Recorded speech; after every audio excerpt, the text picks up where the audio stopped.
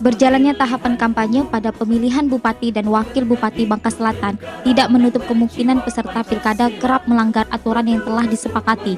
Menindaklanjuti permasalahan tersebut, Badan Pengawas Pemilihan Umum Kabupaten Bangka Selatan bentuk kelompok kerja kampanye dan penurunan alat peraga kampanye. Kelompok kerja yang dibentuk berdasarkan tugas dan wewenang untuk bersama sukseskan Pilkada 2020 dilakukan dengan mengikut sertakan unsur Bawaslu, Kepolisian, Satpol PP, Pokja Jurnalis, Dinas Pekerjaan Umum, dan Penataan Ruang Perhubungan Bidang Perhubungan Darat.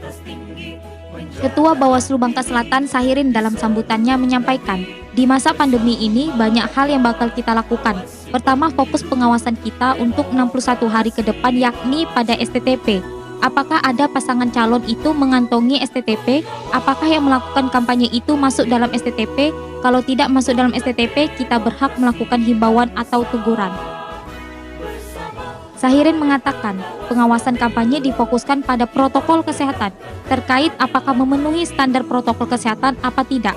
Lalu berdasarkan PKPU nomor 13 tahun 2020, kampanye dilarang mengikut sertakan balita, anak-anak, ibu hamil atau menyusui, dan orang lanjut usia dalam kegiatan kampanye yang dilakukan melalui tatap muka secara langsung.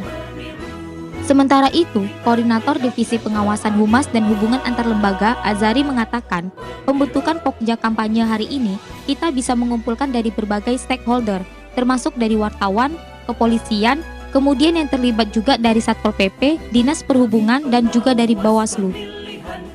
Azari menyampaikan, nanti saat pelaksanaan kampanye pengawasannya ada protokol kesehatan, menjadi hal penting di lapangan. Kemudian penertiban alat peragam kampanye di tempat-tempat terlarang karena berhubungan dengan Dinas Perhubungan dan tata ruang, jadi ini perlu kami eksekusi bersama dalam bentuk penertiban alat peraga kampanye. Pembentukan Pokja kampanye hari ini alhamdulillah kita bisa mengumpulkan dari berbagai stakeholder, dari wartawan, kemudian terlibat juga dari Satpol PP, di Dinas Perhubungan, dan juga dari Bawaslu. Ini penting bahwa nanti saat pelaksanaan kampanye pengawasannya ini ada masuk protokol kesehatan, jadi hal penting juga nanti di lapangan. Kemudian penertiban alat peraga kampanye di tempat-tempat yang dilarang, dengan Dinas Perhubungan dan juga ruang, ini nanti perlu kami eksekusi bersama dalam bentuk penertiban alat peraga kampanye. Latar belakangnya ya karena sesuai dengan tahapan ini satu harus kita awasi. Dan yang kedua, ada beberapa hal yang memang fokus kita ini memang urgent, salah satunya ya protokol kesehatan, kemudian termasuk hal-hal yang dilarang dalam kampanye, termasuk pelibatan anak-anak, kemudian kampanye di tempat yang dilarang, kemudian